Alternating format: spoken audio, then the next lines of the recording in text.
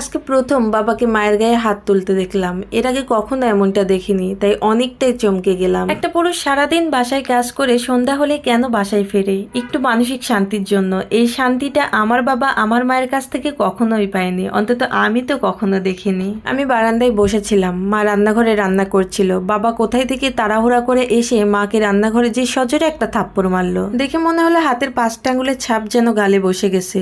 স্থির হয়ে আমার মা দাঁড়িয়ে পড়লো, চোখ দিয়ে যেন অগ্নি ঝরছে আর রাগে দাঁত কিটমিট করছে। এদিকে আমার বাবার চোখে পানি ছলছল করছে। বিষয়টা কিছুই বুঝতে পারলাম না, শুধু এটুকুই বুঝতে পারলাম বাবা কারো নাম নিয়ে বলল, আজকে তো নীলা মরে গেছে, শান্তি পেয়েছো এবার? বুকের উপরকার পাথর নেমে গেছে।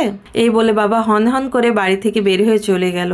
মা চুপচাপ দাঁড়িয়ে থাকলো। তবে আমাদের বাড়িতে এই নীলার নামটা আরো অনেকবার শুনেছি, এই প্রথম না। যখনই নীলার নামটা শুনেছি তখনই বাড়িতে অশান্তি হয়েছে। আমার মা অকথ্য ভাষায় বাবাকে গালাগালি করেছে। অনেক সময় বাবা যদি বিভিন্ন কাজে বাইরে যায়, বাড়ি ফেরার পরে মায়ের একই কথা, কোথায় গিয়েছিলে? ওই নীলার কাছে গিয়েছিলে? বাবা লজ্জা পেত আমার সামনে এভাবে মা যখন বলতো। আমারও খুব লজ্জা লাগতো, কারণ আমিও তো বড় হয়েছি। কিন্তু এই নাম সম্পর্কে আমি যখন মাকে জিজ্ঞেস করতাম, মা বাবাকে নিয়ে অকথ্য ভাষায় গালাগালি করতো, যেটা আমার কাছে মোটেও ভালো লাগতো না। আবার যখন বাবাকে জিজ্ঞেস করতাম, বাবা কিছু না বলেই চলে যেত। তাই আমি আসলে এই নামটার সঙ্গে পরিচিত হলেও এই নামের ব্যাপারে কিছুই জানি না। আমার কাছে একটা রহস্যময় এই নামটা। আজকে যখন বাবা মাকে মারলো এবং এই কথাটা বলল, তখন বুঝলাম যে নীলা নামের মানুষটার হয়তো কিছু একটা হয়েছে। অনেক রাত হয়ে গেছে, বাবা এখনো বাসায় ফিরেনি, দুপুরে খেতেও আসেনি। ওই যে সকালে বের হয়ে গেছে, জানি না কোথায় আছে। আমারও ভালো লাগছে না, ঘুম আসছে না, যে এই কারণে রুমে বসেই ফোন টিপছিলাম। হুট করে বাবা বলে উঠলো, একটু আসবো? বললাম হ্যাঁ অবশ্যই আসো। বললো তুই এখনো ঘুমাসনি?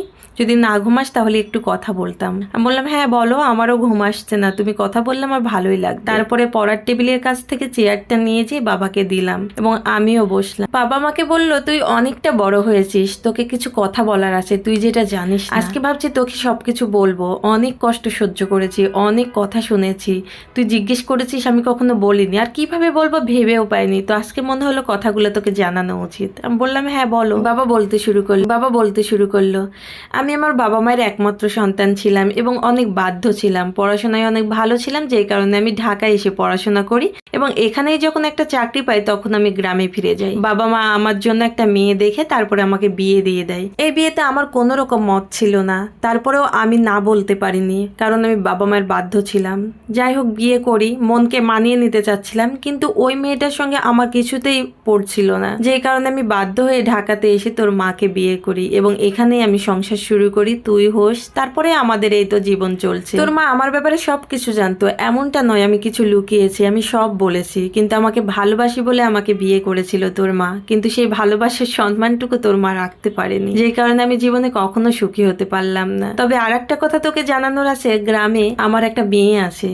আমি 3 বছর ওনার সঙ্গে সংসার করেছিলাম, তার মধ্যে আমার একটা মেয়ে হয়। ওকে কখনো আমি কাছে এনে রাখতে পারিনি তোর মায়ের জন্য, কখনো সেভাবে দেখা করতেও যেতে পারিনি। তবে মাসে মাসে কিছুটা পরিমাণ টাকা দেওয়ার চেষ্টা করি, যেটা তোর মা জানে, অশান্তিও করে, তারপরেও আমি দেওয়ার চেষ্টা করি। তবে ওর মায়ের সঙ্গে আমার কোনো রকম সম্পর্ক নেই। যখন থেকে তোর মায়ের সঙ্গে আমার বিয়ে হয়েছে তারপর থেকে ওর সঙ্গে আমার কোনো যোগাযোগই নেই। মেয়েটা আমার খুবই সহজ সরল, তুই দেখলে বুঝবি একটা মানুষ এতটা ভালো, এতটা সহজ সরল কিভাবে হতে পারে। আজকে হুট করে জানতে পারলাম কোনো একটা অসুখের কারণে সে এই দুনিয়াতে আর নেই। তারপরে যেটা হলো সেটা তো তুই দেখেইছিস। বাবা এই কথা বলে আমার রুম থেকে চলে গেল। এক মুহূর্তের জন্য আমার বাবার সম্পর্কে খারাপ কিছু আমার মনে আসেনি। আমার শুধু এইটা ভেবেই খারাপ লাগলো, আমার বাবা জীবনে শান্তি পেল না। কলেজে গিয়েছিলাম, হুট করে শুনতে পেলাম বাবা আর এই দুনিয়াতে নেই। খুব কষ্ট পেলাম। বাসায় এসে দেখলাম মাও ভেঙে পড়েছে। তবে আমার বাবা যে আজকে এই দুনিয়াতে নেই, এটাও তো আমার মায়ের জন্যই।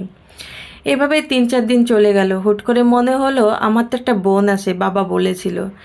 আমি সেইভাবে কখনো গ্রামে যাইনি, তাই অনেক কষ্টে অনেক খুঁজে পর গ্রামে গেলাম, যে বোনটাকে পেলাম। ও আমাকে দেখে জড়িয়ে ধরলো আর বলল ও এসেছিল আমাদের বাসায় বাবাকে দেখতে, সেখানেই ও আমাকে দেখেছে। কয়েকটা ঘন্টা বোনের সঙ্গে ছিলাম, অনেক গল্প করছিলাম। বারবার মনে হচ্ছিল বাবা থাকলে আজকে কতই না খুশি হতো, হয়তো অনেকটা শান্তি নিয়ে চলে যেতে পারতো। ওর সঙ্গে সময় কাটাতে আমার কেন যেন খুব ভালো লাগছিল। আমি অনেক শান্তি অনুভব করছিলাম, যেটা এর আগে কখনো অনুভব করিনি। তবুও তো চলে আসতে হবে, এখানেও তো মা একা থাকে। গাড়িতে ওঠার পরে যতক্ষণ চোখ গেল দেখতে পেলাম আমার বড় বোনটা আমার দিকে তাকিয়ে আছে, রাস্তায় দাঁড়িয়ে আছে। কি যে ভালো লাগছিল। বাবা নেই, বাবা থাকলে হয়তো অনেক খুশি হতো। তবে বাবা যেমন সম্পর্ক রেখেছিল তার মেয়ের সঙ্গে, আমিও ঠিক তেমনই সম্পর্ক রাখবো আমার বোনের সঙ্গে যতদিন বাঁচবো ইনশাআল্লাহ।